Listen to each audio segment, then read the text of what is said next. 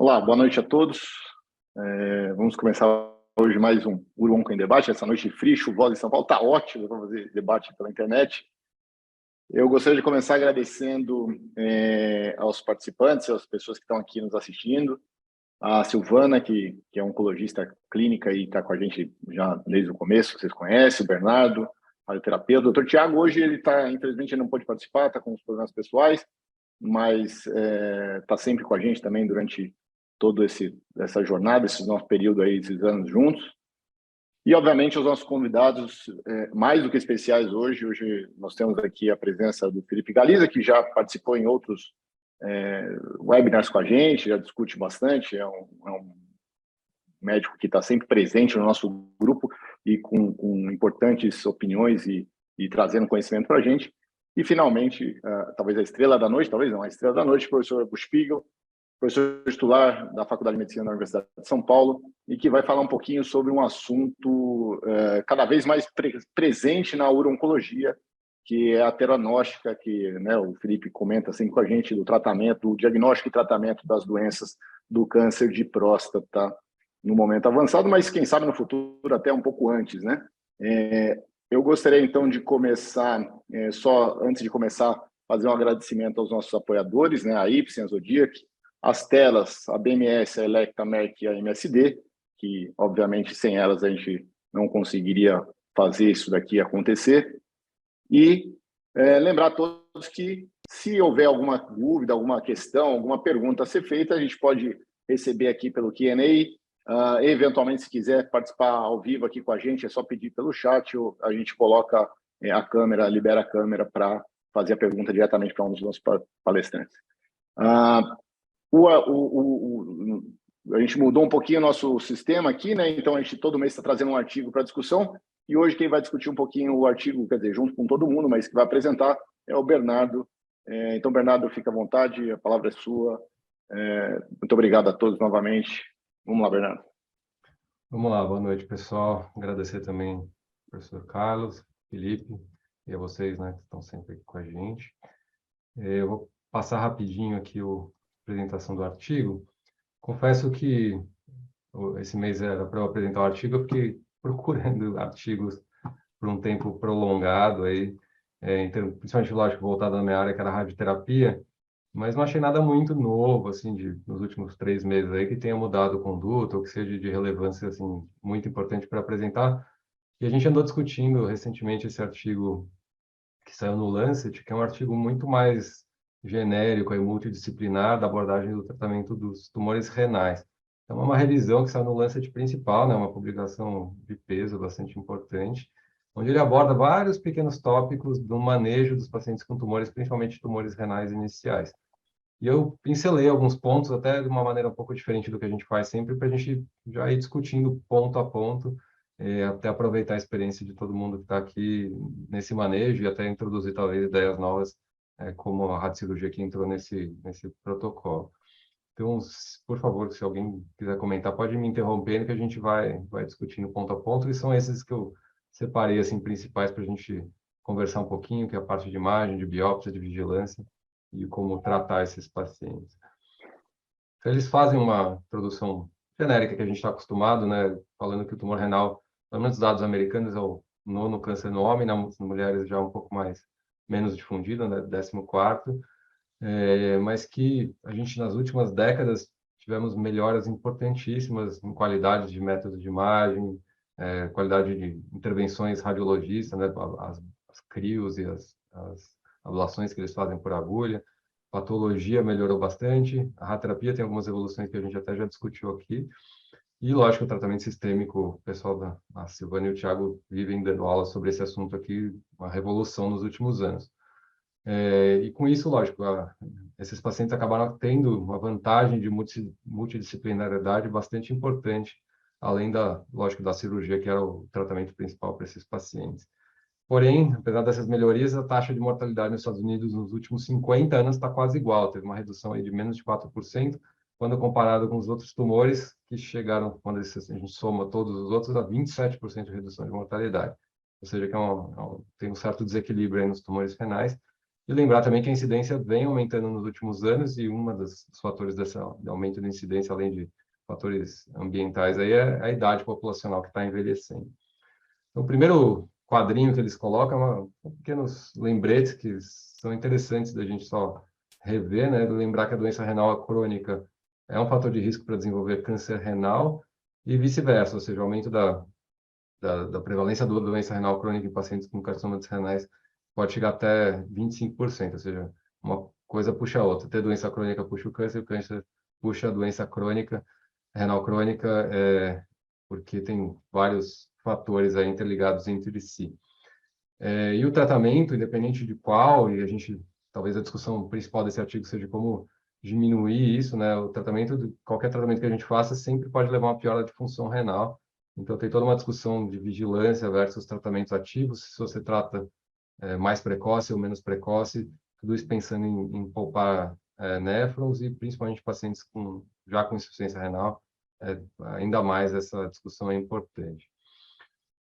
Aqui, a gente pode até aproveitar o pessoal da medicina nuclear que está aqui com a gente, eles discutem bastante a parte de imagem, falam que o ultrassom continua sendo uma das melhores opções, aí pelo menos uma opção inicial para avaliar esses tumores renais, diferenciações sólido-cístico. Daqui a pouco o Felipe me corrija aí se eu falar alguma coisa errada. Tomografia é um método excelente, com acurácia de 91%, tanto para avaliar tumores sólidos, quanto para fazer estadiamento de doença à distância. Porém, tem tumores benignos, aí ele cita o oncocitoma, pode ser mais difícil de fazer a diferenciação entre os tumores células renais versus tumores mais benignos. E aí entra novos métodos que eles surgem, confesso que alguns deles eu fiquei com dúvida em relação ao nome, o TecNessio, né, que agora há pouco o Felipe também comentou que é o TecNessio que a gente está acostumado com a tomografia, com esse protocolo MIP aqui, ele vai comentar um pouquinho, que é ótimo para diferenciar tumores benignos como o oncocitoma e os cromófagos, com tumores mais agressivos. E um outro que ele cita é o PET de zircônio, que tem estudos andando que parece ser muito bom para separar as células claras dos outros subtipos. E o que eu vejo até na prática algumas vezes por causa da próstata, o PET de PSMA parece que funciona, né? Não sei se vocês quiserem comentar alguma coisa sobre isso. Normalmente, já existem alguns trabalhos de uns 5 anos atrás mostrando que o TecNessio com o Cestamib, né, que é um radiotraçador que a gente utiliza para outras cintilografias miocárdicas, principalmente, na prática, né, ele conseguiria diferenciar os células claras das outras histologias, como o oncocitoma e cromófago, que normalmente são duas subtipos que são menos, um é um tumor benigno e outro é um maligno borderline ali, né, praticamente, e a gente e eles têm muitas alterações tomográficas de ressonância que são superpostas. Então, a gente confunde esses 3 diagnósticos no dia a dia, eles são difíceis de se fazer, né? entre histologias, né? Como células claras, claramente é um tumor que precisa, né, ser tratado, por ser um tumor que metastatiza, que leva normalmente à morte por câncer renal, a gente o intuito de tentar fazer uma diferenciação histológica seria em pacientes mais limítrofes para cirurgia ou tumores pequenos, assim, onde você tem uma dúvida do que fazer, a gente não consegue evoluir tanto. Um jeito de você fazer esse diagnóstico mais assertivo e não invasivo, a gente tentar aprimorar isso, né? Esse PET a gente não tem disponível no Brasil, né? Eles conseguiram descobrir que a anidrase carbônica ele é muito expresso nas células claras e não tem expresso nos outros tumores, então ele seria uma boa ferramenta para essa distinção, mas ainda está em fases experimentais, digamos assim, de validação para aplicabilidade. Não sei se o Dr. Carlos tem uma insight aí de perspectivas disso ser utilizado em algum momento. Tem outros, pode ser marcado com outras coisas além do zircônio, mas o girentuximab, eu não sei qual a perspectiva de ter isso na prática, assim. Posso comentar, Felipe? Na verdade, o PET com zircônio, o girentuximab já está em fase 2/3, do ponto de vista de investigação, porque eles estão utilizando também com a possibilidade de marcar com lutécio, né? Em situações onde você tem a aplicação teranóstica. Mas para a finalidade diagnóstica, a Telix, que é uma companhia australiana, tem a patente deste produto, está patrocinando esse fase 2/3. Se ele se mostrar extremamente, né, sensível, específico ou com uma acurácia bastante elevada, provavelmente vai virar um produto comercial em kit frio. O que acontece?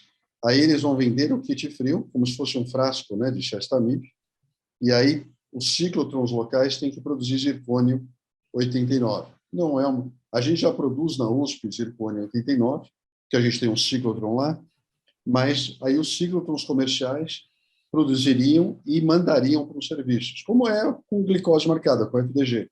Então, tem uma grande perspectiva de chegar comercialmente para outros lugares do mundo. O Brasil, não sei quão rápido vai ser pelo custo, mas certamente, como já está no fase 2/3, tem uma perspectiva boa de chegar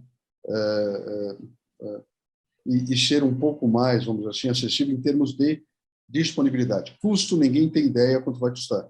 Talvez pode ser um outro fator limitante de acesso à população. Interessante, né? E o PSMA, vocês têm visto muito? Eu vejo com alguma frequência a captação de rim com PSMA, né? O PSMA, ele tem uns estudos mostrando que ele é bem expresso, hiperexpresso no carcinoma de células claras, né? E menos ou quase nada nas outras histologias do câncer renal. Porém, ele é hiperexpresso em alguns outros tumores que têm hipervascularização, né? Então, a gente não sabe... Existe um apelo diagnóstico, assim, tem uns trabalhos que comparam com FDG, por exemplo, mostrando que o PSMA é melhor do que o FDG para detectar metástases de câncer de células claras, porque ele capta mais do que o FDG. Mas a utilidade ainda é meio questionável assim, para a utilização clínica no dia a dia. Assim, a gente não sabe. Na Austrália, eu tive a experiência do pessoal, vi o pessoal utilizando assim, na prática clínica para diferenciações de metástase com pacientes que tinham outros tumores sincrônicos. Então, para saber se era de células claras ou de outra histologia, eles acabavam utilizando para evitar uma biópsia. Mas isso acho que carece de validação para a utilização no dia a dia. Assim. É muito, muito interessante. Uma área que acho que vai ser bastante promissora aí no futuro. Mas na prática, depois o Cláudio e a Silvana pode comentar, não vejo a gente usando muito na rotina ainda, né? Nem o TecNES, por exemplo, que tem disponível, né? Aí é uma segunda parte que é bastante interessante, vou aproveitar o Cláudio para depois discutir, é com relação à biópsia. A gente vive discutindo câncer, eu participo das reuniões de URA, né? Vivo ouvindo o pessoal discutir sobre tumores renais, mas a biópsia, confesso que não é feita com tanta frequência. E esse guideline é bastante enfático, assim, ele sugere muito fortemente que biópsias devam ser feitas com mais frequência. Lógico, a gente sabe que não é mandatória nos tumores renais, muitos pacientes às vezes vão para a cirurgia direto sem nenhum problema, mas eles falam que massas renais até grandes, aí de 4 centímetros, nem tem 86% de probabilidade de ser um carcinoma de células renais, ou seja, bem diferente de outros tumores, quando a gente olha a imagem, quase 100% de certeza. E desses 86 aí, talvez 23% são tumores mais agressivos. Então, mostrando que é um tumor com comportamento variado, né? E tem gente que critica a biópsia porque falava que tinha baixa acurácia e tinha dificuldade de amostragem no material que foi feita a biópsia e recomendava não fazer de rotina, mas eles mostram estudos mais recentes que tem técnicas que o pessoal tem usado já na radiologia com frequência que tem uma sensibilidade e especificidade altíssima e a acurácia entre a patologia e a biópsia aí batendo 90%, que é bastante razoável. E o risco risco de sangramento do procedimento ali invasivo é muito pequeno. Então, é uma coisa que eles sugerem, principalmente para tumores assim, onde você pensa em tratar, onde o paciente tem um rim um pouco mais debilitado, você quer poupar, tratar mais precoce. Eles sugerem bastante, mas na prática, não sei, Cláudio, se você quiser comentar, a gente não faz com tanta frequência assim, né, como eles sugerem nesse guideline. Na verdade, bom, primeiro, né, você vai tratar tumor, você vai tratar um nódulo no rim, e, de novo, né, você acabou de apresentar o dado aí, entre 3 a 4 centímetros de tamanho, você tem quase 90% aí de chance de ser um carcinoma de células renais. Quando a gente pega essa meta-análise que mostrou essa sensibilidade e essa especificidade, foi publicada em 2016, se não me engano, na European Urology, e eles falam da alta sensibilidade e especificidade, mas 8% delas não foram diagnósticas. Então, essa sensibilidade da especificidade é das biópsias que foram diagnósticas. Então, 92% vão ser diagnósticos, e aí ela vai ser boa. Eu não sei o quanto que isso vai mudar a conduta na maioria absoluta dos casos. Agora, ela está indicada para os pacientes que você tem dúvida sobre o diagnóstico histológico do ponto de vista se é maligno ou benigno, então tem uma lesão uma suspeita de ser uma doença granulomatosa, por exemplo. Quando tem 2 tumores sólidos, você está em dúvida se é metastático ou se é primário do rim, isso pode mudar a conduta. Quando você vai evitar o tratamento, porque esse paciente ele é mais idoso, ele tem, né, comorbidades, e você não deseja tratar ou deseja fazer uma técnica ablativa, então aí você acaba utilizando. Mas na prática, realmente os urologistas utilizam um pouco pela alta chance, né, você errar pouco, aí, em torno de 10%, operando esses pacientes. E lembrando que a biópsia, novamente, tem 8% aí, pelo menos, de chance de não ser diagnóstica, apesar da boa sensibilidade e especificidade quando é. E a patologia, essa concordância entre a biópsia e a patologia é para tipo histológico, ela não é para grau. Quando a gente fala em grau, isso cai bastante, e aí depende de como você avalia, em torno de 60% a 80% só de concordância. Cláudio, eu tenho uma dúvida aí, assim, isso a gente está falando de massas maiores, e para as pequenas massas renais, né? A gente já falou, né, sobre isso aqui algumas vezes, são lesões que muitas vezes a gente pensa, né, em tratamento local, enfim, radiocirurgia, terapias ablativas, mas, enfim, você indicaria o tratamento sem biópsia? Vocês acham que isso A gente já viu o caso, né, de paciente ser tratado, né, de maneira incorreta, né, de ter sido realizada uma ablação, por exemplo, quando não se tratava de lesão maligna, isso depois foi comprovado pela biópsia, mas eu acho isso um tanto quanto até perigoso, né? Essa porcentagem de malignidade vai subindo conforme o tamanho, né? Então, se você pegar de 0 a 1 centímetro, vai ficar em torno de 60 e poucos % de malignidade. Se você pegar entre 1 e 2, sobe para 70 aproximadamente, e se você tem acima de 2, aí vai chegando até os 90% nos 3 a 4 centímetros. Então, bom, anyway, a maior parte dos pacientes com bolinha no rim, sólida, vai ter um câncer de rim. Obviamente, com um tumor de 1 centímetro, você começa a pensar que 40% pode estar errado, né? Até 2 centímetros, 30%, se a gente arredondar aqui. Eu, particularmente, eu acho que não é ruim a ideia de você fazer a biópsia, mas lembrando que fazer biópsia também um nódulo de 1 centímetro ou menor, né? Eventualmente, essa sensibilidade, essa especificidade não seja exatamente essa, né? Ou a chance de diagnóstico, né? Porque se torna um pouquinho mais complexo, apesar de a gente saber que radiologistas são muito bem treinados para fazer a biópsia de áreas bem pequenas e muito mais difíceis do que essa. Mas, de qualquer forma, talvez esses 8% aumentem, né? Isso é uma forma geral, uma meta-análise de uma série de estudos. Mas eu não sou um fã de operar bolinhas menores do que 1 centímetro. Eu acho que 1 centímetro de rim dá para você acompanhar, esperar, ver como é que se comporta, conversar com o radiologista. Existem algumas informações que eles podem nos dar. Mas, eventualmente, se você vai fazer um tratamento ablativo ou se você vai pensar em tratar, você pode discutir com o paciente e, eventualmente, indicar a biópsia, assim. Nas entrelinhas, assim, você sente que eles querem falar com a biópsia no sentido de você descobrir qual é o tumor de células renais e tentar tratar esse tumor de células claras, tratar esse tumor de forma mais precoce e os outros acompanhar mais, né? Então, talvez a biópsia tenha vantagem nesse sentido, pegar mais cedo uma coisa que você estaria acompanhando e tem um potencial de agressividade um pouco maior. Mas acho que para as ablações é a mesma coisa que para a cirurgia. Se você fizesse BRT, uma bolinha pequena que não era, é a mesma coisa que você mandar o paciente para uma cirurgia e ter sido operado sem ser também um tumor maligno, né? E assim a ablação por agulha fica o mesmo risco, né? Eu não veria problema discutir com o paciente sobre isso, mas acho que ter certeza de que é um tumor de células claras, principalmente, né? E tratar ele mais precoce talvez tenha alguma vantagem em alguns pacientes. Só fazer um comentário, Bernardo, que existe uma sugestão de score, onde a gente consegue, pela ressonância magnética, a melhorar a acurácia da probabilidade da histologia sendo células claras, que é o que chama de CCLS.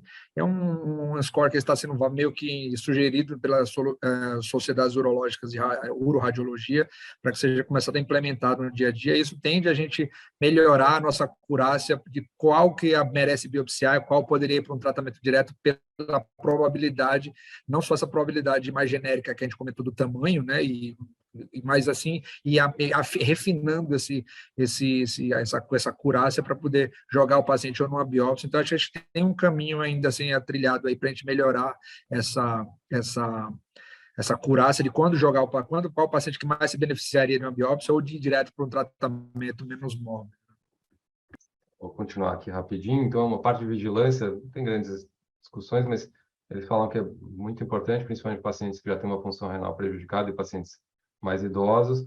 Eles citam uma média de perda anual de função renal de menos 0,39 por ml por minuto, por uma altura mediana.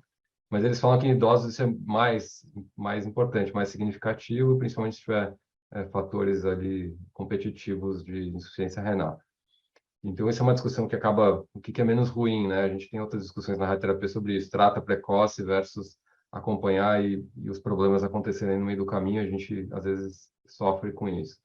E ele fala de uma revisão sistemática, que tem um crescimento pequeno de 2, 3 milímetros por ano, uma progressão para metástase anual de 1 a 3%.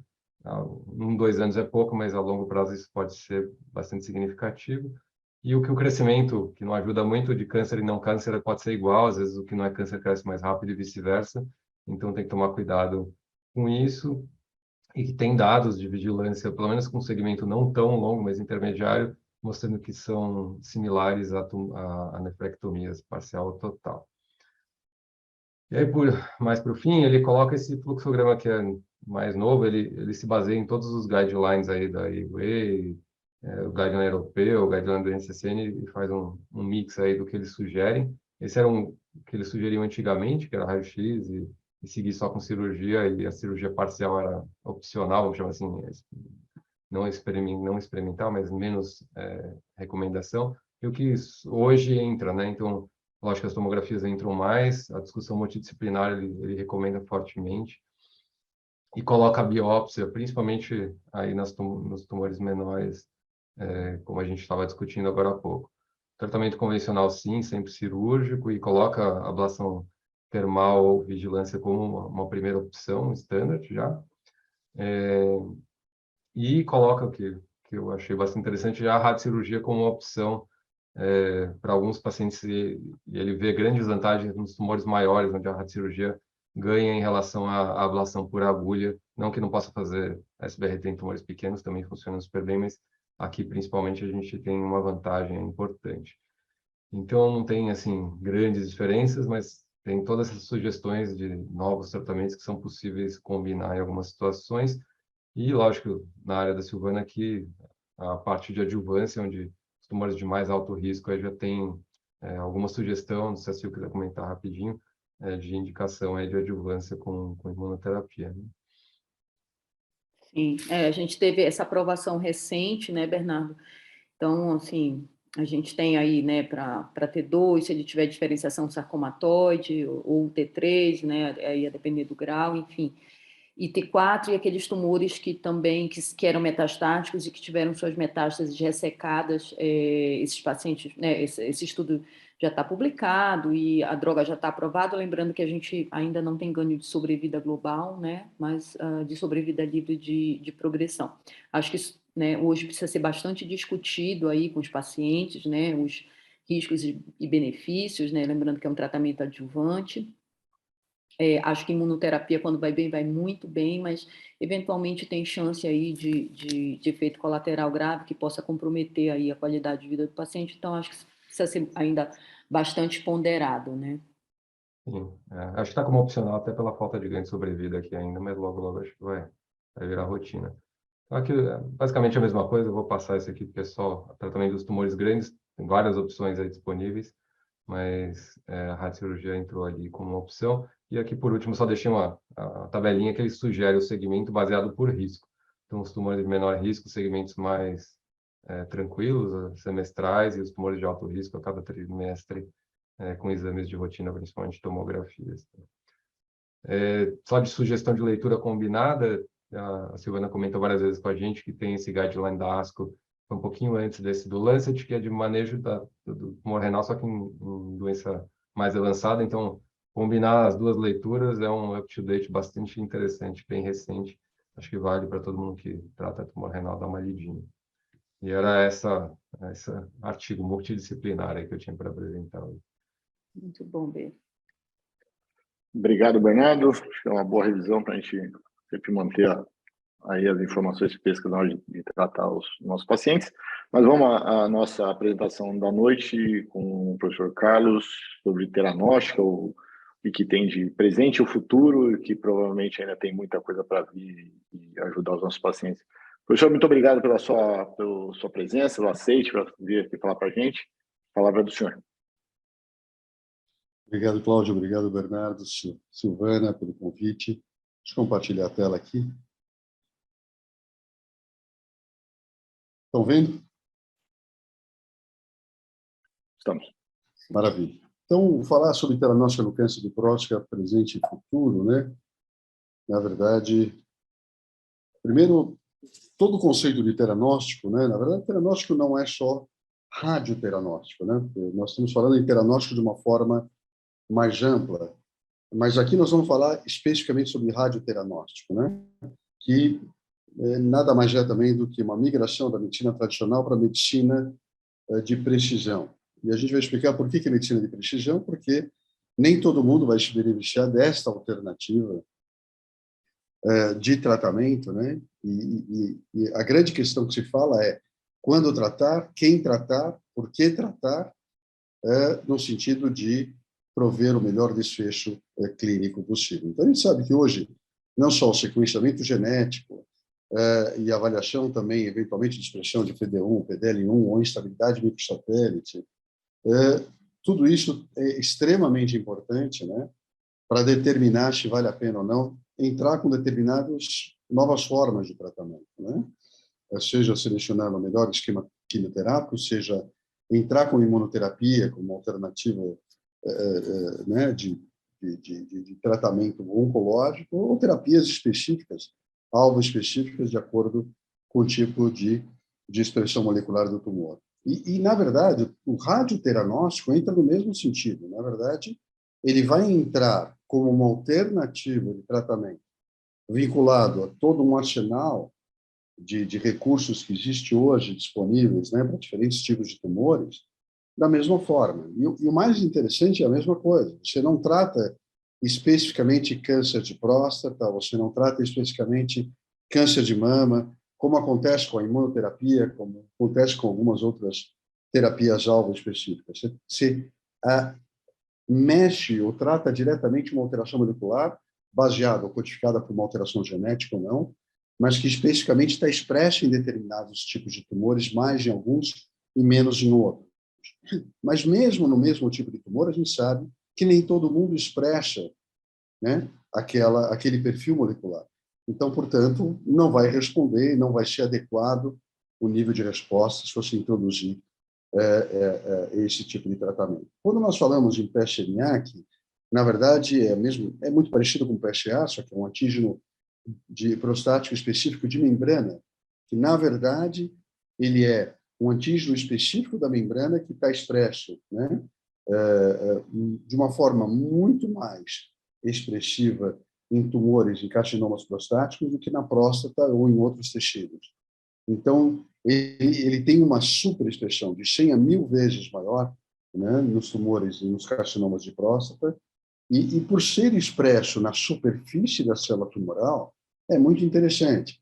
Ele tem um domínio extracelular, vamos dizer assim, ou intramembranoso, o que facilita que determinados ligandes, né, que você administra por via intravenosa, sejam concentrados, ou sejam ligados a esse receptor, porque eles não precisam ser internalizados inicialmente para ocorrer a especificidade da ligação, e depois, por uma endocitose, por uma internalização desse complexo, né, dessa substância, dessa glicoproteína, você consegue, eventualmente, produzir os efeitos terapêuticos desejados. E na realidade, o conceito radioteranóstico é muito simples. Na realidade, a primeira coisa que eu tenho que determinar, e uma das coisas que se discute muito hoje, tanto na imunoterapia, é que você muitas vezes faz e detecta a expressão de PD1, por exemplo, no tumor, geralmente da lesão primária, ou de uma biópsia específica de uma lesão. O interessante do radioteranóstico é que você utiliza a imagem molecular para tentar ver a expressão sistêmica daquele biomarcador, ou daquele target biológico, daquele alvo biológico molecular.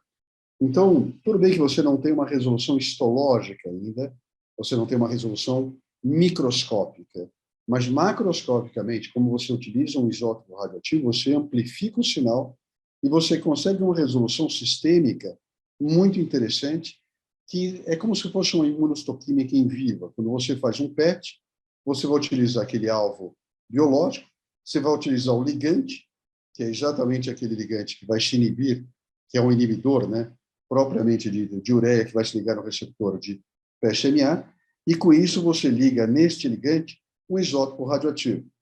Se a finalidade é diagnóstica e você detectar a expressão nos diferentes sítios metastáticos, que é isso que importa, se é um tratamento sistêmico, ele tem que ter uma carga sistêmica e ele tem que ter uma expressão molecular mais ou menos homogênea ou razoavelmente homogênea, sistêmica, para justificar a sua introdução e a sua aplicação terapêutica. Uma vez que você detecta isso com PET, marcando com galho 68 ou flúor 18, é um PET convencional, você vai detectar se a expressão é bastante elevada e, pelo menos com vários sítios expressando este alvo biológico, uma vez expressando através de imagem, você seleciona esse paciente para fazer a terapia e aí é só virar a chavinha aqui para a direita e marcar com emissor alfa ou emissor beta, como no teste 177, injetar por uma via intravenosa, e aí o mesmo princípio de imagem vai ser utilizado para o princípio terapêutico, né? Então, aí o conceito da medicina de precisão é selecionar o paciente que expressa de uma forma importante, através da imagem, este biomarcador biológico, né?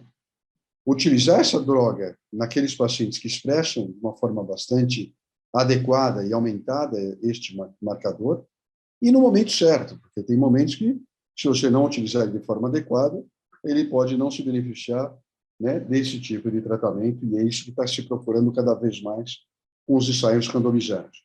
O mais interessante no teranóstico é que, à medida que você faz, é como se fosse uma imunohistoquímica sistêmica, você está vendo aqui todos esses pontos pretinhos num PET com PSMA, as áreas metastáticas que expressam de forma muito importante, né, este alvo molecular. Então, você está tendo uma imunohistoquímica por imagem, não é uma resolução microscópica, mas, como eu expliquei, você tem uma resolução biológica pela amplificação do sinal com a radioatividade que você utiliza no PET. Então, você amplifica muito, você consegue detectar lesões com 4 milímetros, 3 milímetros, muitas vezes. Então, o fato de você ter essa expressão, tudo isso aqui é doença, que o paciente tem linfonodos, metástases ósseas, então, certamente, esse paciente expressa PSMA em nível e em extensão adequado para se tentar fazer uma terapia sem considerar outras variáveis laboratoriais, clínicas, que também são muito importantes, da mesma forma como o oncologista avalia a introdução de uma imunoterapia ou de uma quimioterapia. Então, uma vez injetado, depois do PET, o PSMA agora ligado com o lutécio, que é um emissor beta, você internaliza essa célula, faz uma endocitose desse complexo ligante, né, dessa expressão transmembrana, ela é internalizada através de uma endocitose e, dentro do núcleo da célula, provoca o dano DNA e provoca a destruição da célula tumoral através de uma irradiação beta intracelular especificamente selecionada. Mas aquilo que eu falei, nem todo tumor, nem todo câncer de próstata expressa a PSMA. E por isso que a gente fala que é uma medicina personalizada ou mais de precisão. Aqui é um paciente com PSMA elevado, com doença metastática, fez um PET com PSMA totalmente negativo. As lesões não captam absolutamente nada. Este é um paciente que não é candidato, né, no conceito radioteranóstico, porque ele não tem expressão do alvo molecular. Já este paciente com o mesmo nível de PSA tem várias lesões metastáticas, igual a este, mas com grande expressão.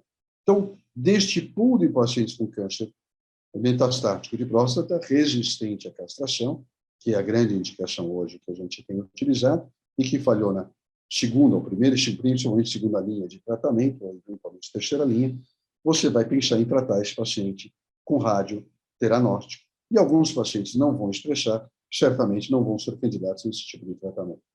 Só para dar um exemplo, a gente não sabe direito quais são todas as variáveis biológicas ou endofenotípicas que fazem o paciente responder ou não a esse tipo de tratamento, mesmo expressando o PCMA. Mas isso é um paciente interessante, que eu quis mostrar, porque foge um pouco do conceito. Geralmente, o tratamento é 4 ciclos, intervalados de 4 a 6 semanas, 200 milicuries de PSMA no teste, mas esse era um paciente idoso, extremamente frágil, extremamente complexo em termos, tinha tentado fazer quimioterapia com docetaxel, não conseguiu fazer um ciclo completo, conseguiu fazer só um ciclo, paciente cheio de comorbidades, progressão da doença, e aí ele fez o PSMA, PET com PSMA, captava bem, já tinha feito o rádio 223 sem muita resposta, e aí a gente resolveu fazer, já tinha uma medula um pouquinho já desgastada, um pouquinho já com uma reserva ainda adequada, mas com uma reserva não 100%. Aí a gente fez o PET com PSMA e resolvemos tratar. Só que a gente resolveu tratar com metade da dose que é preconizada, porque o paciente que já tinha uma medula que nos preocupava, né? O nível de plaquetas de 100 mil. Então a gente começou a ficar um pouquinho preocupado, mas não tinha alternativa. E um paciente extremamente diferenciado, querendo fazer tudo para melhorar a qualidade de vida e ter alguma expectativa melhor de sobrevida, uma vez que não tinha mais grandes alternativas para ele. Então, nós fizemos, esse aqui é o SPECT de corpo inteiro, ou a cintilografia de corpo inteiro pós primeiro tratamento. Então, você vê que ele já tinha uma captação bastante evidente na cintilografia de corpo inteiro pós-dose, e demos 100 milicuries, e no segundo ciclo, olha o que aconteceu com ele, praticamente as lesões com metade da dose usual que se utiliza e padroniza hoje, o paciente respondeu praticamente quase completamente. Quando você vê a curva de PCA dele, foi para 0,88. E o paciente clinicamente fantástico, com 2 ciclos só e com 100 milicuries. Então, quer dizer, um paciente que, na realidade, a gente não tinha a condição de fazer full dose e nem full ciclo. Então, numa situação, a gente deu para ele uma perspectiva de 1 ano de uma vida extremamente com boa qualidade de vida, sem ter que tratá-lo novamente com boa evolução. Mas o que faltava até por pouco tempo atrás era grau de evidência. E o primeiro estudo multicêntrico, né, controlado em fase 3, foi o VISION. Teve uma série de críticas em relação ao VISION, natural, né, no começo. Teve algumas dificuldades, mas não vamos entrar aqui em detalhes. Mas foi muito interessante, porque o VISION foi desenhado, né, exatamente para quê? Naquela realidade, naquele paciente que você não consegue fazer full quimioterapia, o paciente não tolera doses plenas de quimioterapia, ele vai fazer 1 ou 2 ciclos no máximo, e essa é a prática, é a realidade de um número bastante considerável de casos. Então, eles fizeram um trial daquilo que é interessante para o laboratório, é claro, interessante, e a vida prática, na realidade. Então, foi um primeiro estudo em fase 3, utilizando o PSMA com Lutech, com doença metastática não restrita apenas ao esqueleto, que tenha progredido após 1 ou 2 ciclos de quimioterapia com 12. E, na realidade, muito interessante nesse aspecto foi que, quando a gente vê os desfechos, você vê 38% de risco reduzido de morte, 60% de risco reduzido de progressão, num estudo que olha exatamente o que acontece na prática. Ele foi comparado com o standard of care. Tudo bem, houve críticas aí, né? Por que standard of care e não, eventualmente, quimioterapia? Porque, na realidade, nesse perfil de paciente, nesta fase da doença, um percentual significativo de pacientes não consegue completar full dose e full ciclo de quimioterapia. Então, eles pegaram exatamente aquele nicho e aqueles pacientes que têm mais dificuldade de completar um regime de quimioterapia completo, que, sem dúvida nenhuma, funciona muito bem, mas quando ele faz todo o protocolo, né, de uma forma adequada. O que o Vision pode trazer?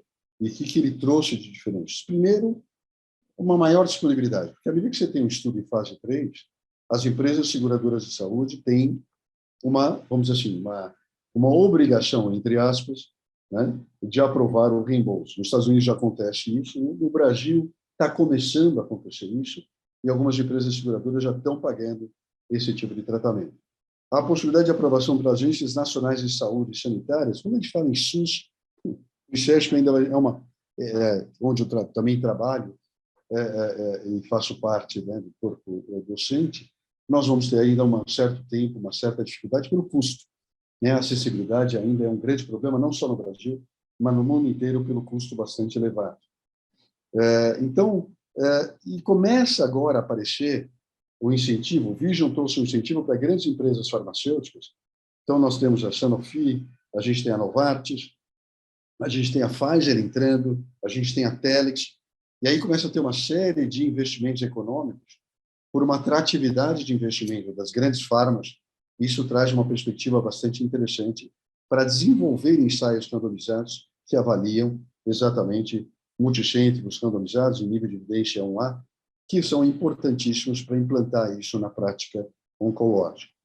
Exatamente onde ele deve ser indicado é a grande questão, né? Quer dizer, aquilo já falei, por enquanto ele é indicado no paciente com doença resistente à castração, em progressão, após falhar pelo menos segunda linha de tratamento ou até terceira linha de tratamento. Começa a se investigar e, eventualmente, se até considerar em pacientes com hormônio ainda sensíveis à hormonioterapia, numa fase mais inicial da doença. Mas é claro que são necessários ensaios randomizados para mostrar, e comparados, né, para mostrar não inferioridade com outras formas de tratamento que hoje são extremamente importantes. Tem vários questionamentos. Primeiro, pode-se reduzir a dose para pacientes mais debilitados? Eu acho que sim, mas ainda não temos ensaios sistematizados sobre isso. O paciente que eu mostrei para vocês funcionou de forma brilhante. E tem outros casos anedóticos assim, mas faltam ensaios muito bem estruturados e nem sempre é fácil de conduzir isso. Pode-se reduzir o número de ciclos, em vez de fazer 4 ciclos, fazer 2 ciclos, aguardar, entrar com outro tratamento, escalonar e depois, eventualmente, deixar 2 ou 3 ciclos para depois? É possível, e com redução de custo. Precisamos de ensaios para mostrar que isso não é inferior a um full cycle, um tratamento com completos ciclos. Dosimetria pode trazer melhores resultados? Também. Ainda tem trabalho sendo feito, ainda está muito embrionário, mas como se faz na radioterapia, talvez dosimetria interna pode ser muito interessante para pacientes mais complexos. Novos compostos, estão aparecendo novos compostos, é interessante, mas isso cria novos desafios. Você vai precisar mais financiamento, mais trials, e não é uma coisa muito simples de se conseguir financiamento para grandes ensaios randomizados controlados, né? Nós, no Brasil, usamos o PSMA-IT. Já se mostrou, no fase 2, que o PSMA-IT é muito parecido com o PSMA que a Novartis comprou a patente, mas ainda são necessários mais estudos para comprovar isso. E em relação à imagem, eu acho que PSMA, o PET com PSMA, na minha opinião, é extremamente importante para selecionar o paciente adequado. O PSCT com glicose marcada, para mostrar aquele que tem uma indiferenciação, como o grupo da Austrália defende, eu tenho sérios questionamentos por causa do custo.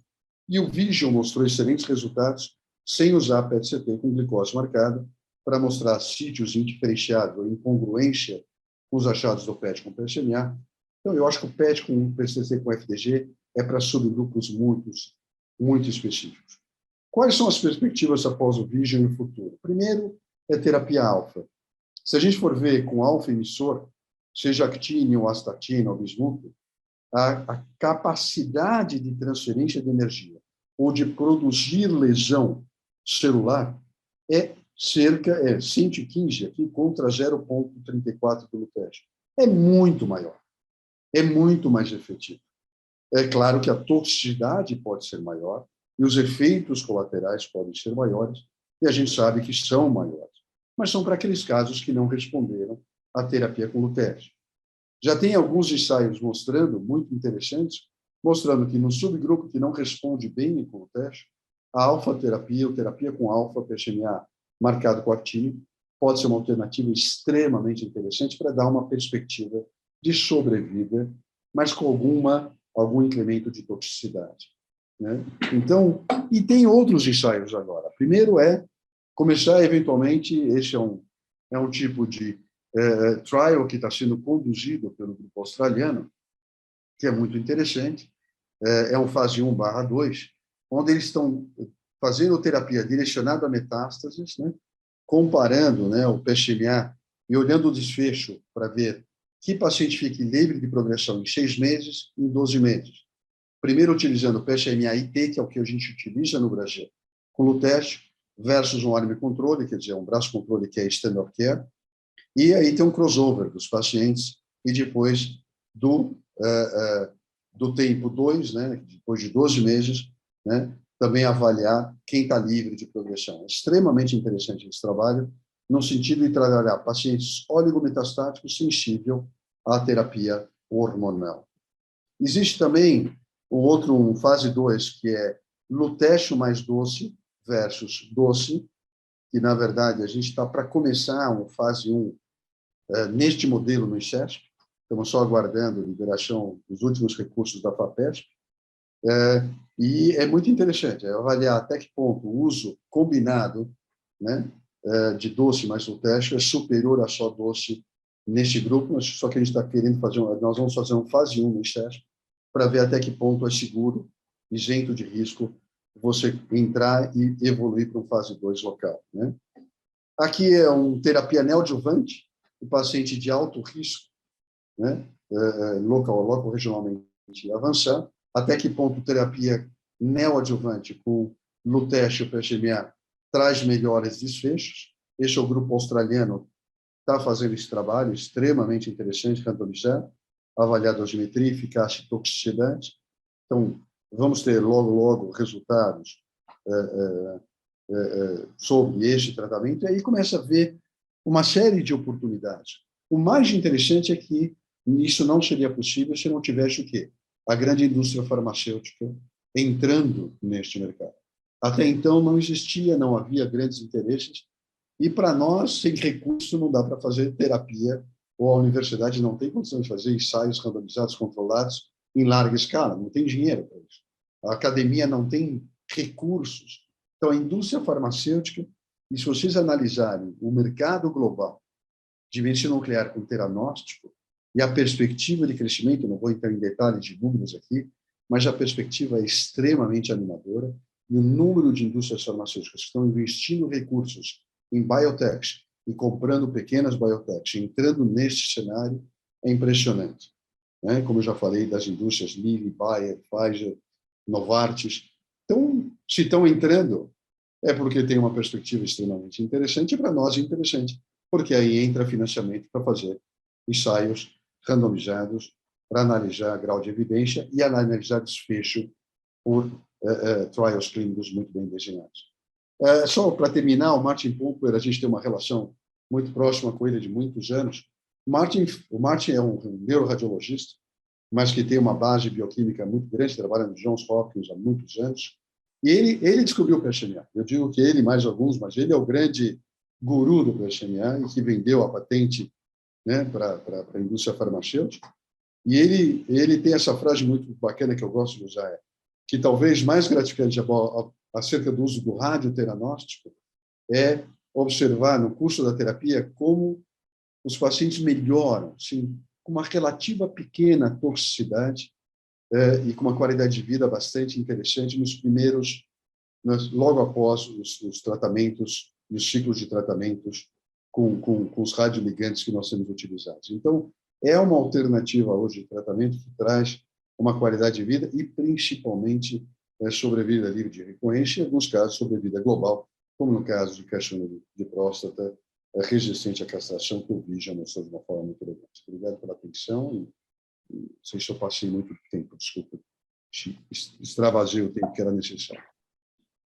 Nós que agradecemos, foi muito, primeiro, didática, né? Porque a maioria de idosos não está habituado aí a essa área da medicina, né, nuclear. A gente só faz o pedido do PSMA e é o máximo que a gente consegue ler o laudo do resultado. Mas realmente foi bastante interessante. Eu acho que uma parte das discussões a gente faz durante o caso que o Felipe vai apresentar. Eu só queria fazer uma pergunta, só fazer repassar uma pergunta que o Gustavo Godoy, que é um oncologista clínico lá do Recife, que está assistindo a gente, ele fez, se é possível pensar em teranóstica do tumor primário. Na sequência, mostrou aquele trabalho do European Urology que fala da neoadjuvância, né? Para depois fazer a prostatectomia radical. Você acha que isso é possível fazer tratamento local do tumor primário com isso? Eu acho que só tem que ter coragem de fazer. Alguns grupos têm coragem. A gente recentemente teve um grupo alemão, um amigo nosso da Alemanha, que é o Ken Herman, esteve no Brasil conversando com a gente no ICESP, e ele estava louco para a gente fazer juntos um tratamento local com infusão. A gente só não teve coragem, viu? Mas a gente teve uma vontade, Cláudio, enorme de fazer. O grupo da Austrália está fazendo esse tipo de tratamento, mas com intenção neoadjuvante, não com intenção curativa, como se fosse uma radioterapia. Não sei se a gente conseguiria, por estereotaxia, ou por embolização, ou por alguma forma, ter o mesmo, como se fosse uma braquiterapia, né, Bernardo? Ter o mesmo efeito, teria que fazer um trial a respeito disso e visualizar. É possível, porque você... Mas a grande pergunta é, qual é a vantagem em relação à BRAC? Se você tem uma BRAC que tem tanta consolidação e tem tanta experiência, a minha pergunta seria um tipo de BRAC um pouco diferente, se você tivesse que fazer a mesma introdução. Eu acho que o conceito que o grupo australiano pegou de fazer como neoadjuvância, porque você não trata só a lesão primária, mas trata eventualmente linfonodos regionais de tumores de alto risco. Aí é interessante. Para tumor local, eu tenho minhas dúvidas se ele seria superior a uma BRAC, e você teria que fazer um estudo de não inferioridade. Para fazer um estudo de não inferioridade, Cláudio, é extremamente complexo, caro, uma casuística gigantesca, e aí quem vai pagar isso? Tudo bem, talvez a Novartis pague, mas será que é o foco dela? Não sei se é o foco dela. Eu acho que aí tem a radioterapia, hoje com resultados fantásticos, a cirurgia com resultados fantásticos. A gente teria que mostrar que a gente é não inferior, tanto à cirurgia como à radioterapia, e as alternativas hoje mais modernas que tem nos dois braços de tratamento. Não sei se eu investiria nisso. Eu investiria em áreas onde a rádio e a cirurgia talvez tenham alguma limitação para complementar o tratamento da lesão primária. Maravilha. Bom, eu como urologista, eu fico feliz de que o interesse seja um pouco menor. Felipe, vamos apresentar um caso, então? Por favor. Combinado. Vou compartilhar minha tela aqui.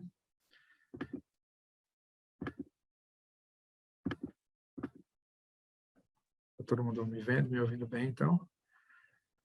Sim. Beleza. Então, acho que, dando continuidade a essa discussão, né, de terapia e teranóstico no câncer de próstata, eu trouxe um caso, né, do dia a dia nosso, para exemplificar um pouco de como isso pode acontecer, né? Então, um paciente de 81 anos, com câncer de próstata resistente à castração, com doença predominantemente óssea, ele tinha algumas comorbidades, como hipertensão, doença arterial coronariana. Ele tinha feito uma prostatectomia em 2004, e radioterapia, depois fez radioterapia para uma recidiva bioquímica, e no decorrer da doença ele já tinha feito alguns anos de hormonioterapia, depois associação com abiraterona e prednisona, que estava em progressão sintomática, nesse caso, paciente com dor óssea, mas ele era um paciente muito frágil e não candidato à quimioterapia exatamente por essa fragilidade, então ele não é um paciente que seria elegível à quimioterapia, que seria a indicação principal aqui, né, de fazer docetaxel.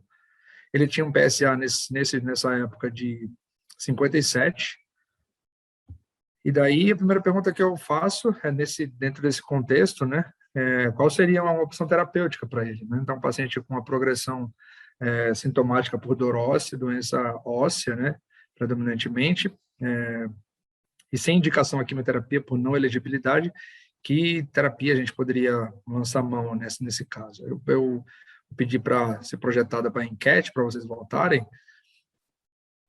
Vou te dar alguns segundos aí para a gente seguir.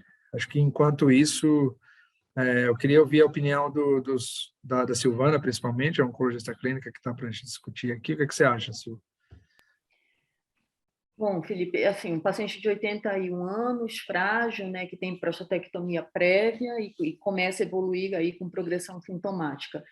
Né, um paciente sensível à castração, né? Não, resistente já. Resistente à castração. Bom, acho que a gente tem aí a opção de oferecer para ele, né, o rádio 1223, como também tem a opção de oferecer para ele ADT com novo agente hormonal, né? Por que não? né? Embora seja um paciente frágil, eu acho que a gente tem um perfil de toxicidade aceitável aí dessa terapia. Então, eu acho que aí mais de uma opção se enquadraria para esse paciente. Posso fazer uma pergunta? Claro. O rádio 223 é teranóstica? Ele é teranóstico. Agora, Aqui a gente é usa o uma princípio... teranóstica de primeira geração, é isso? Acho que não, acho que não tem essa classificação, tá? O Dr. Carlos pode até falar melhor, mas a iodoterapia, por exemplo, já era um princípio teranóstico, né? Onde a gente faz tanto imagem diagnóstica quanto terapia. Então, se a gente fosse colocar talvez uma de primeira geração, a gente venha com os primeiros agentes teranósticos na oncologia e na medicina nuclear, o câncer de tireoide talvez fosse o primeiro deles, Sim. né? Não, mas para a próstata aqui. Acho que para a próstata, acho que sim, acho que talvez ele seja. Antigamente se usava o Samário, né, Carlos, para metástases ósseas genéricas, né? Mas não só de câncer de próstata, mas acho que dentro dessa nova fase, acho que o rádio, como veio primeiro nessa utilização, acho que a gente poderia dizer que sim. Na verdade, ele é radioteranóstico pelo conceito biológico, não pelo tipo de material. O estrôncio chamário, da mesma forma, porque se baseia no princípio que as metástases ósseas levam ao aumento de remodelação óssea. Então, você tem que ter uma cintigrafia óssea para detectar aumento de remodelação óssea. Como o samário, o estrôncio e o rádio são incorporados na matriz inorgânica do osso neoformado, que está remodelando pelo instituto neoplásico, o conceito teranóstico é pelo princípio biológico, não pelo marcador ou pelo agente molecular. Então, você tem que ter uma cintigrafia óssea, obrigatoriamente, para mostrar que existe metástases ósseas com intensa remodelação óssea. Então, como o Felipe falou, ele poderia dizer que ele é o segundo ou terceiro radioteranóstico em próstata. Talvez o primeiro seja o estrôncio, o segundo o chamário e o terceiro o rádio 223. Doutor Carlos, uma outra coisa interessante do rádio é o fato dele não baixar o PSA, né? Na prática, a gente encontra um pouco de dificuldade de lidar com isso, inclusive com o paciente, né? Tem alguma explicação pelo mecanismo de ação da droga para isso não acontecer para esses pacientes? É que, na verdade, você está agindo diretamente, Silvana, no processo de remodelação óssea no tecido que está promovendo, né, uma reparação óssea. Indiretamente, ele atua na célula tumoral. Mas como ele provoca uma radiólise muito importante, ele pode produzir uma liberação maciça de PSA por causa de destruição tecidular na circulação sanguínea. E o PSA só reduzir mais tardiamente. E muito mais importante do que a resposta do PSA, embora a gente espere mais tardiamente uma resposta do PSA, porque à medida que vai fibrosando o tecido neoplásico, não deve mais expressar tanto o PSA, né, sistemicamente, mas mais importante é a clínica, né? Porque a gente pode ter uma resposta com uma elevação transitória do PSA, mas tardiamente o paciente começa a melhorar, melhora a clínica, melhora as dores, e o PSA começa a cair um pouquinho e você não vê pelas imagens sinais de progressão de doença. Então, é um conjunto de fatores, mas provavelmente é por isso. Ele destrói muito tecido agudamente, libera PSA e marcador na circulação. Então, o PSA tem que tomar cuidado. O fato de ele elevar não significa que não está tendo efeito terapêutico. Diferente, muitas vezes, do PSMA com o teste, que, embora também possa não ter resposta, tanto o Vision como o Therapy, do grupo australiano, diz que, cuidado, se não tiver resposta do PSA, não significa que o paciente não vai melhorar. Tem outros parâmetros clínicos que são importantes para seguir este paciente e ter certeza que ele não está progredindo e ele pode vir a melhorar mais tardiamente. Sim, a gente usa fosfatase alcalina, né, como marcador até de lesão óssea, né? A gente Prognóstico também, né? a gente vê a fosfatase alcalina, né, diminuindo progressivamente, né, quando essas lesões ósseas começam a melhorar. É um marcador mais fidedigno do que o PSA, com certeza. A gente também usa a fosfatase alcalina, é extremamente importante no segmento clínico dos pacientes. Bom, deixa eu só fazer o pessoal comentou aqui, obviamente foi em 2019 essa opção. O Gustavo, que é o oncologista lá que já tinha feito a primeira pergunta, né, de Recife, ele falou que ele pesquisaria estabilidade de microsatélite, BRCA, enfim, pensando nessas novas drogas, mas lembrando que, né, acho que nessa época, 2019, não era o momento. E a Cíntia, também oncologista clínica, perguntou o seguinte: se fizer o rádio 223 e depois fizer o lutécio, precisa de um tempo para fazer isso daí? Se quiser fazer os dois, quer dizer, fez lá a cintilografia, deu captou só no osso, fez o rádio, voltou e quiser fazer o teste, dá para fazer isso?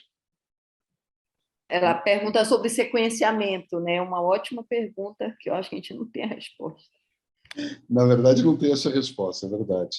Mas o que acontece é o seguinte: você normalmente espera pelo menos um mês se o paciente está em progressão.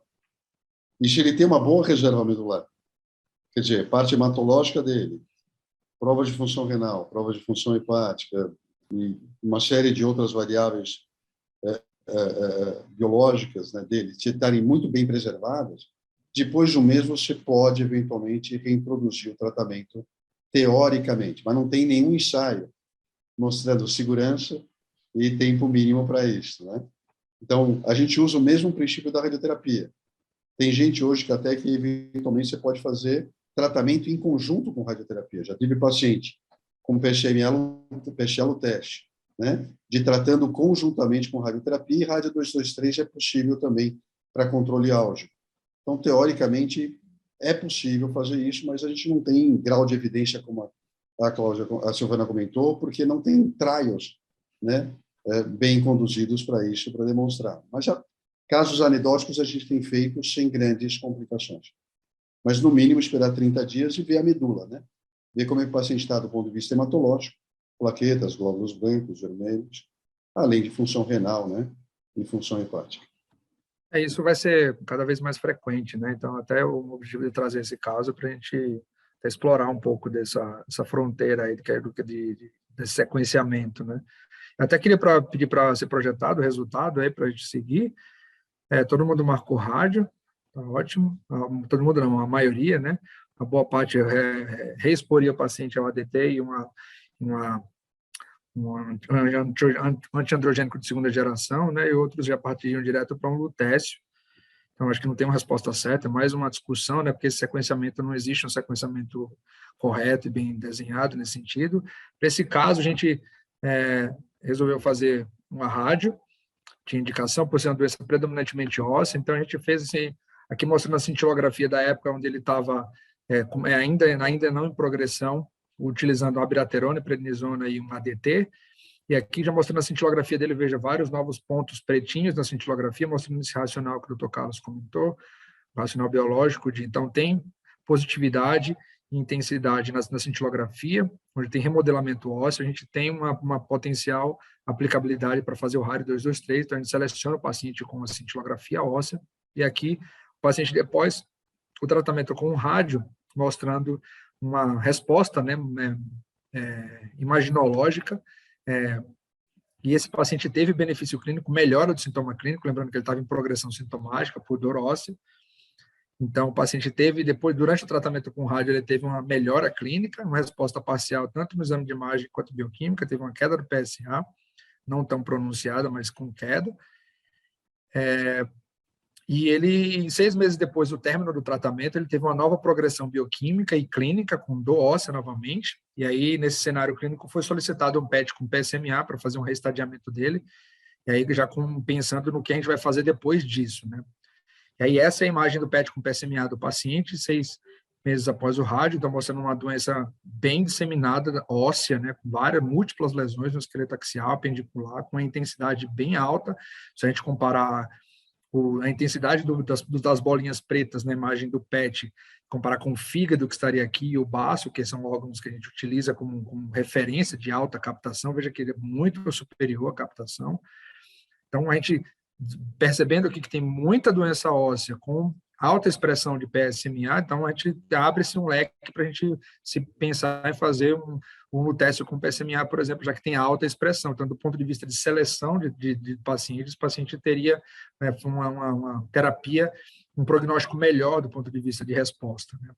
Então, agora, nesse cenário clínico, o que a gente poderia fazer como opção terapêutica, né? Então, aqui, coloquei as opções. Eu não vou nem abrir para enquete, porque está meio óbvio aqui. Então, a gente já fizemos o rádio 223 na sequência, o paciente teve benefício clínico, agora em nova progressão. Então, aqui ele se enquadra por ser um paciente inelegível, como comentei antes, a quimioterapia. Ele, com os novos estudos, né, que o Dr. Carlos comentou, o lutécio torna-se uma opção já validada, né, para esse cenário clínico, né? Então, num cenário que a gente não foi exatamente esse, com pacientes que não tinham feito quimioterapia, todos os pacientes no estudo tinham ter passado por alguma quimioterapia, uma linha de taxano pelo menos, e alguns deles até com 2 linhas, né, de tratamento, com Cabaz e Taxel. Então, a gente optou nesse paciente por fazer lutécio com PSMA. Deixa eu colocar aqui.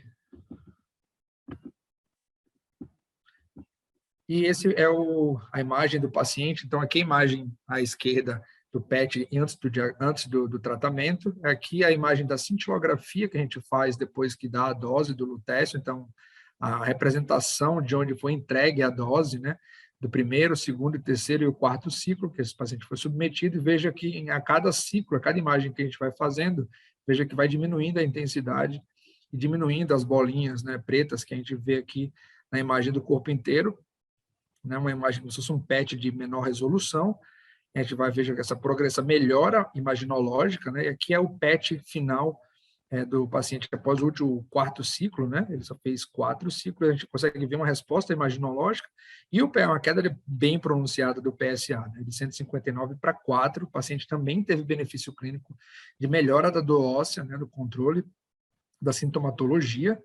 Aqui mostrando como que a curva do PSA, nessa timeline desse doente, então mostrando que ele foi tratado inicialmente aqui com rádio 223, com uma queda significativa da curva, né, do PSA, e aí em seguida ele teve nova progressão, e aí a gente documentou isso com o PET, e aí foi proposto o tratamento com lutécio, a gente vê uma queda muito pronunciada do PSA. Esse paciente com resposta parcial, né, na imagem e melhora clínica. 6 meses após o lutécio com PSMA, ele teve uma nova progressão por imagem, né, por PET e com dor óssea também, começando a voltar os sintomas. Esse paciente, no final, ele até acabou sendo retratado com rádio 223, ele fez mais 2 ciclos de rádio, então a gente fez mais uma intervenção, a doença dele era praticamente exclusivamente óssea nesse cenário.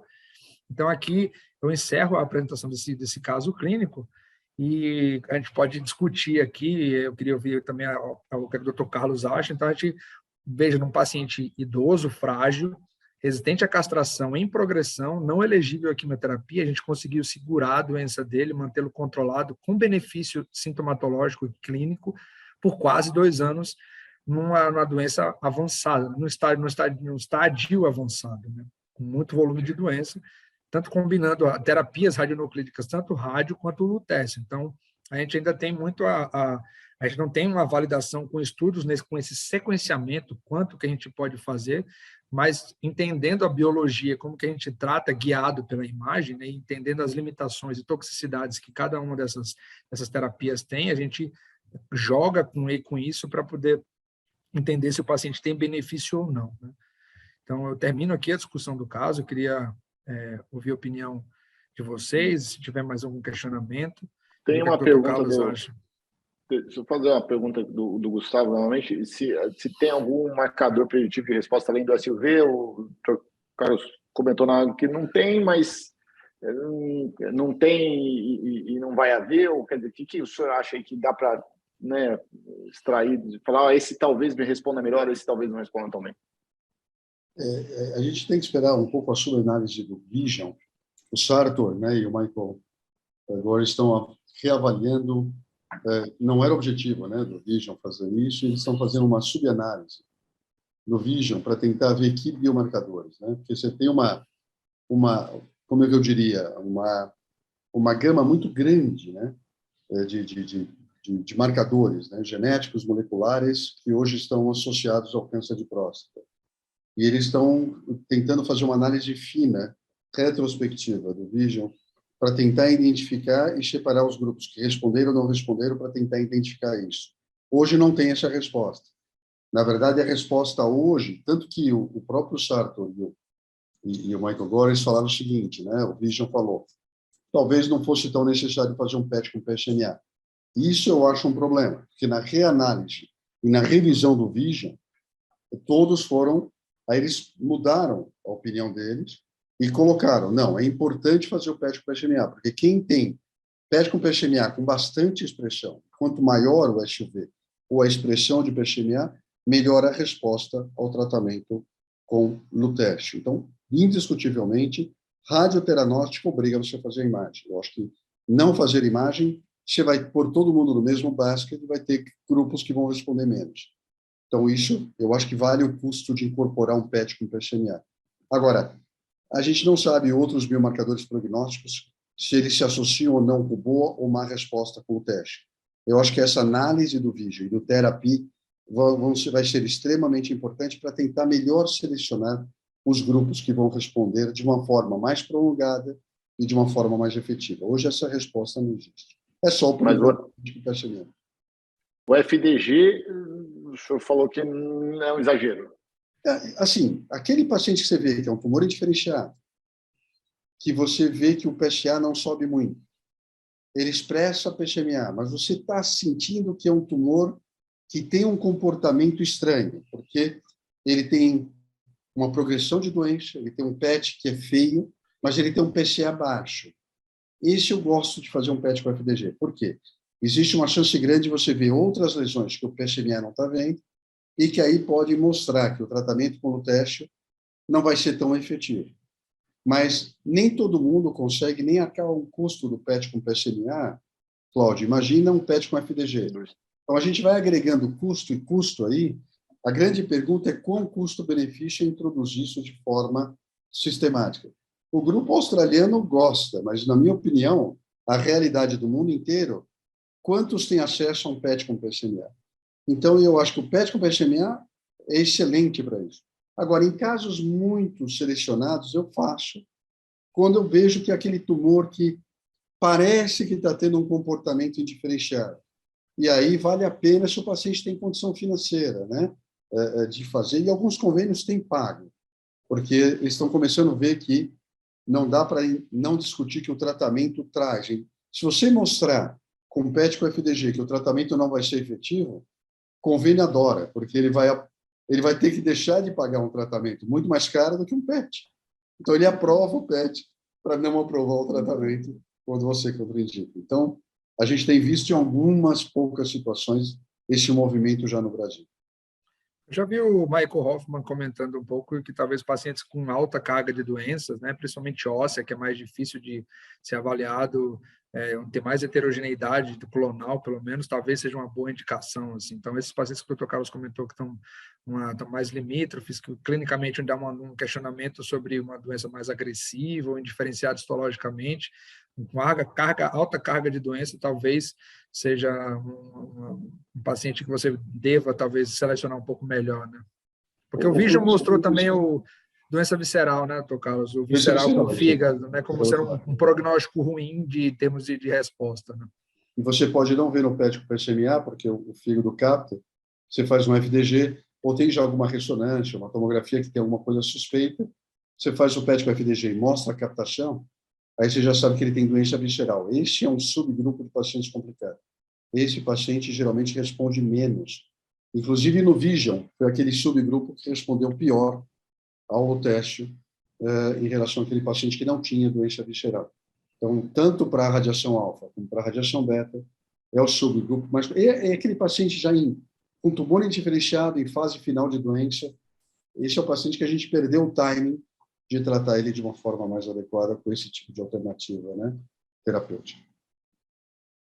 Eu até respondendo a pergunta que a Cíntia fez, a gente não, o Dr. Carlos comentou, a gente não tem resposta sobre um intervalo ideal, né, sobre intervalar entre sequenciar essas terapias na radionuclídicas, né, do rádio e do teste que a gente tem agora disponíveis, né? Então a gente muito provavelmente vai fazer, talvez a sequência seja rádio depois do teste, mas até o próprio Vision, o Vision incluiu, acho que 15% dos pacientes já tinham sido tratados com rádio, então mostrando que existe uma certa segurança do ponto de vista de toxicidade em sequenciar esses pacientes com essas terapias. Então, mais um controle de toxicidade hematológica que se faz normalmente para todos, então, mas não há uma contraindicação ou uma preocupação aumentada nesse sentido, pelo menos eu percebo isso.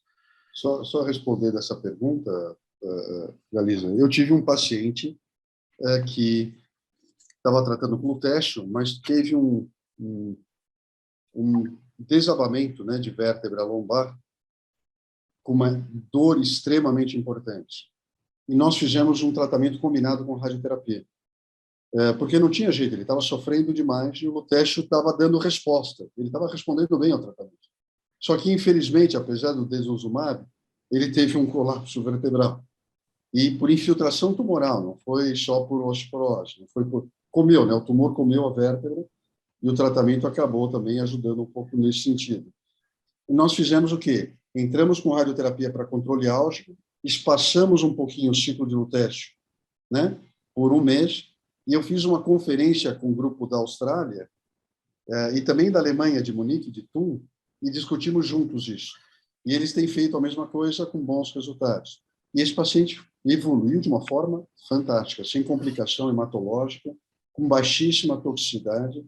Então, são casos específicos que dá para você conduzir clinicamente, mas dentro de um contexto multidisciplinar, olhando todos os parâmetros, né, clínicos do paciente também.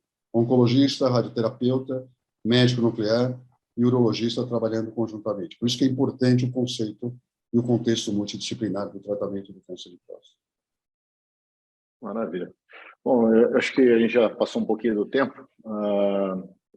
Gostaria novamente de agradecer aqui a Silvana e o Bernardo, que estão sempre parceiros aqui junto com a gente, o Thiago, que infelizmente não pôde entrar, o Felipe, que já está, né, mais frequentemente frequentando e dando, nos brindando com o seu conhecimento, mas hoje, obviamente, com a experiência do professor Carlos, e acho que esse tipo de experiência, além do artigo, realmente faz diferença na hora de tratar os pacientes. Fiquei muito feliz de saber que ele não está procurando tratar os pacientes com doença localizada, com lutécio.